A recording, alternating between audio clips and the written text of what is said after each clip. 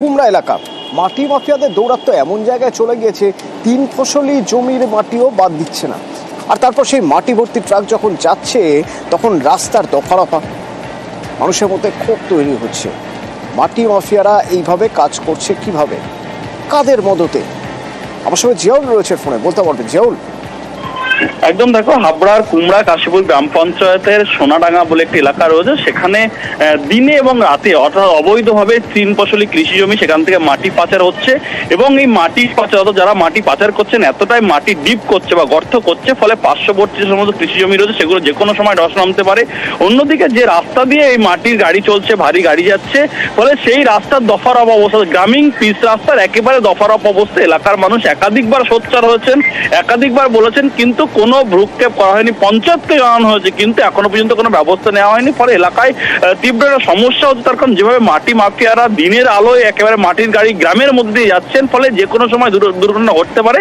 ফলে এলাকাটা সমস্যা তৈরি হয়েছে। ইতিমধ্যেই কিন্তু পঞ্চায়েতকে জানানো পরেও কিন্তু কোনো ব্যবস্থা নেয়নি, এমনটাও কিন্তু এলাকা সূত্রে খবর। ফলে এলাকায় একটা চাপা উত্তেজনা রয়েছে, যেভাবে দিনের পর মাটির গাড়ি চলছে, ফলে এলাকায় কৃষি জমি নষ্ট হচ্ছে, ফলে সমস্যায় পড়েছেন এলাকার কৃষকরা। অতনু, ধন্যবাদ। না, গত বছর থেকে এটা হচ্ছে মালিকানা জমি, দুটো ফসল তাহলে হয়, 2 ফসলি জমি, সেখান থেকে অবাধে মাটি কাটা হচ্ছে। কি কি ক্ষতি হচ্ছে আপনাদের? আমাদের ক্ষতি মানে কি, আমাদের মাছ টাছ করলেই বাড়িয়ে যাচ্ছে, তাহলে পাহাড়টা মজবুত করে দিচ্ছে না। আর এই যে সব সময় গাড়ি চলছে, তো এতে মোটামুটি জনগণেরও খুব অসুবিধে। এই যে গ্রামের রাস্তা ক্ষতি হচ্ছে, মাটি কাটিয়ে রাস্তাঘাট কিছু থাকতেছে না। এরপরে ধরো ওই বর্ষা হলে সে জল বেঁধে যাচ্ছে, রাস্তা যাচ্ছে, এরা আনে ওই ধরো গ্রামে যারা যারা মাটি কাটাচ্ছে তাকে কিছু কিছু পয়সা করে দিচ্ছে ওরা। এই জন্য উড়িয়ে পরে আর কেউ প্রতিবাদ করতেছে না। মাটির গাড়ি চলে কখন? মাটির গাড়ি সারা দিন চলবে। আর একটা স্টেশন মডেল স্টেশন হবে, তো মানুষ সহ্য করেছেন। 2 বছর ধরে কাজ হচ্ছে হয়েই চলেছে, এখনো সে কাজ শেষ হয়নি। এবার যাত্রীরা অধৈর্য হয়ে পড়েছেন, তারা এবার ক্ষোভ প্রকাশ করছেন যে এতদিন হয়ে গেল এখনো পর্যন্ত সেই মডেল স্টেশন তৈরির কাজ এখনো পর্যন্ত শেষ হলো না। শুভঙ্কর আমার সঙ্গে রয়েছেন। শুভঙ্কর, কাজ কতদূর এগিয়েছে, যাত্রীরা বা কি বলছেন, কোথায় সমস্যা হচ্ছে যাত্রীদের? হ্যাঁ অতনু, তোমাকে জানিয়ে রাখি, দেখো, কোচবিহার জেলার একটি গুরুত্বপূর্ণ rail station Dinhata rail station, সেই দিনহাটা রেল স্টেশনকে 2023 সালে অমৃত ভারত প্রকল্পে এই রেল স্টেশনকে আধুনিক অর্থাৎ মডেল স্টেশন গড়ে তোলার কাজ শুরু হয়। সেই সময় রেল দপ্তরের আধিকারিকরা এসে শিলান্যাস করেছিলেন, কিন্তু 2 বছর পেরোতে চললো, কিন্তু সেই রেল স্টেশনের কাজ শেষ হয়নি। শেষ তো হয়নি, উল্টো অর্ধেক কাজও হয়নি। এবং পরিস্থিতি এতটাই খারাপ, এই স্টেশনে উত্তরবঙ্গ এক্সপ্রেস, শিয়ালদাগামী উত্তরবঙ্গ এক্সপ্রেস সহ একাধিক ট্রেন আসে, ফলে যে যারা ট্রেন ধরতে আসে তা সেসব যাত্রীদের দুর্ভোগের মধ্যে পড়তে হয়।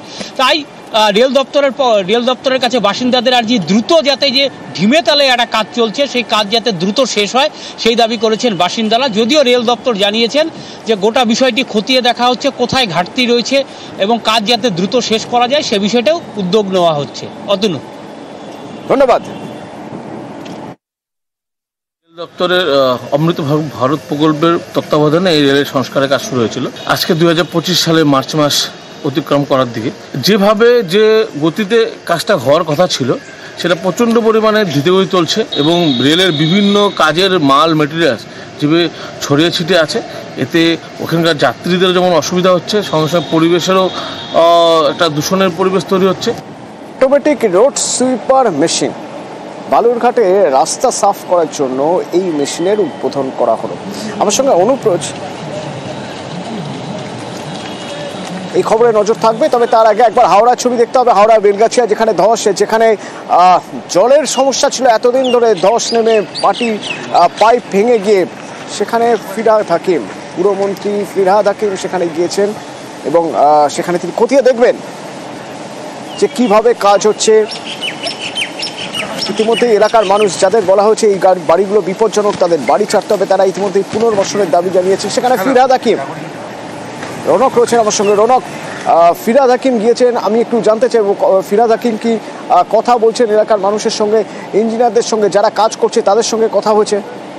দেখো একেবারে ইতিমধ্যে ঘটনাস্থলে এলো পুরো নগর উন্নয়ন মন্ত্রী ফিরহাদ হাকিম। ইতিমধ্যে যে বেলগাছিয়া ডাম্পিং গ্রাউন্ড সেখানে তিনি এসেছেন, এলাকা পরিদর্শন করে দেখছে এবং যেখানে প্রথমে এই পাইপলাইন ফেটে বিপত্তি ঘটেছিল সেই পাইপলাইন ফেটে বিপত্তির যে জায়গা সেখানেই তিনি ইতিমধ্যে এসেছেন। রয়েছেন হাওড়া জেলাশাসক পি দীপাপ্রিয়া, পুলিশ কমিশনার, সকলে রয়েছেন, এক্সপার্ট টিমরা রয়েছেন। অর্থাৎ পরবর্তী ভবিষ্যৎ কি হবে এই জায়গার যে বৈঠকে যে সিদ্ধান্ত নেওয়া, সরজমিনে কিন্তু মন্ত্রী নিজে এলাকা পরিদর্শন করে দেখছে, খতিয়ে দেখছে এলাকা। প্রথম দিন যেখানে পাইপলাইন ফেটে বিপত্তি ছিল ইতিমধ্যে সেখানে তিনি প্রবেশ করেছেন এবং আশেপাশে যে সমস্ত ক্ষতিগ্রস্ত পরিবার রয়েছে তাদের সঙ্গেও কিন্তু দেখা করবেন। অর্থাৎ এলাকা সরজমিনে খতিয়ে দেখতে কিন্তু ইতিমধ্যে এই বেলগাছিয়া যে ভাগাড় সেখানেই এসে উপস্থিত হলেন ফিরহাদ হাকিম এবং তার সঙ্গে হাওড়ার জেলা শাসক রয়েছে, এক্সপার্টিস যে টিম সেই টিম রয়েছে, কেএমডি এর অফিসিয়ালসরা রয়েছে।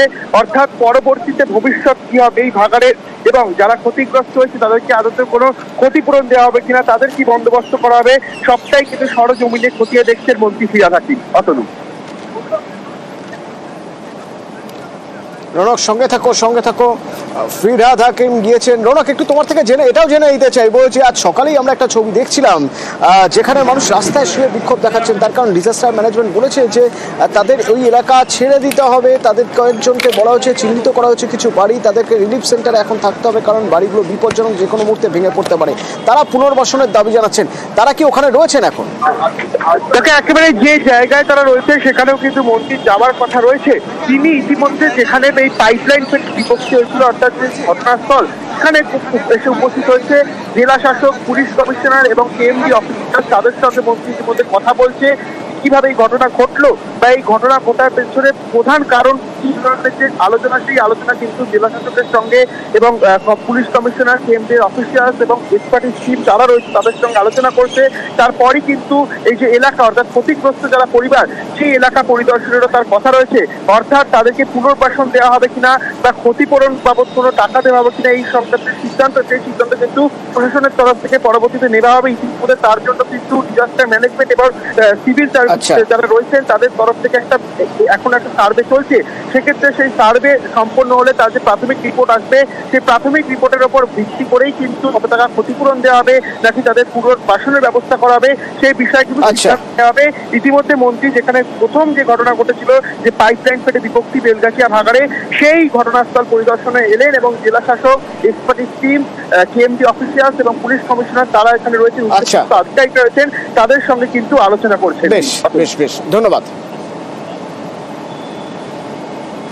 বজবজের সুভাষ উদ্যান থেকে ময়লা ডিপো পর্যন্ত এই রাস্তা সংস্কার হবে, তার জন্য 6.5 কোটি টাকা বরাদ্দ হয়েছে। সংস্কারের কাজ শুরু হতেই দেখা গেল এই রাস্তা থেকে মাটি কেটে কেটে অন্য জায়গায় বিক্রি করা হচ্ছে। সমীর রয়েছে আমার সঙ্গে, সমীরের সঙ্গে একবার কথা বলবো। সমীর, এটাও কি সংস্কারের একটা নির্দিষ্ট ভাগ নাকি যে রাস্তা থেকে মাটি কেটে তুলে সেটা অন্য জায়গায় বিক্রি করা হবে? পুরসভা জানে?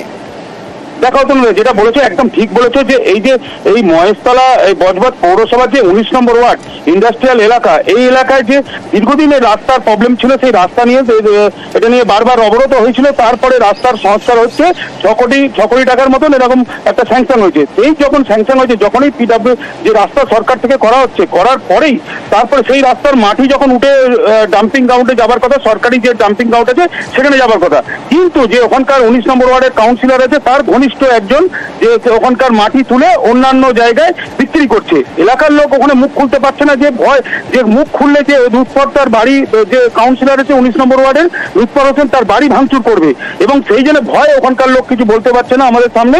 এবং এই মাটি কারবারে এই যে মাটি এবং যে রাবিশ বিক্রি হচ্ছে এবং ওখানকার যত কারখানা আছে সেই কারখানার মধ্যে এই রাবিশ দিয়ে বিক্রি করছে, করে উপার্জন করছে। এবং এই যে প্রশাসন সবাই জানে কিন্তু কেউ মুখ খুলতে চাইছে না। এবং স্থানীয় যে পৌরসভার চেয়ারম্যান তার সঙ্গে যখন কথা বলি উনি জানতেই না, উনি বলছে আপনাদের কাছে আমরা শুনলাম, আমরা এটা নিয়ে ব্যবস্থা নেবো। অতনুদা, ধন্যবাদ। রাস্তাটা বজবজ পৌরসভারই। এই রাস্তাটা আমরা অনেকদিন সংস্কার করতে পারিনি, কেননা এই রাস্তায় বজবজের জন্য একটা আন্ডারগ্রাউন্ড রিজার্ভার হচ্ছে। এই রাস্তাটা আমরা গভর্নমেন্টের কাছে অ্যাপ্রোচ করেছিলাম যে আমাদের সায়েন্টিফিক সলিড ওয়েস্ট ম্যানেজমেন্টের অ্যাপ্রোচ রোড, এবং গভর্নমেন্ট সেই অনুযায়ী আমাদের রাজ্য সরকার প্রায় 6.5 কোটি টাকা বরাদ্দ করেছে। এখন অল্প কাজ শুরু হয়েছে, মাটিটা কাটিয়ে তুলে সাইডে রাখছে, হয়তো ওখান থেকে কেউ চুরি চামারি করছে, তার মানে বোঝা যাচ্ছে। যখন আমরা জানতে পারলাম আমরা বিষয়টা খোঁজ নেবো,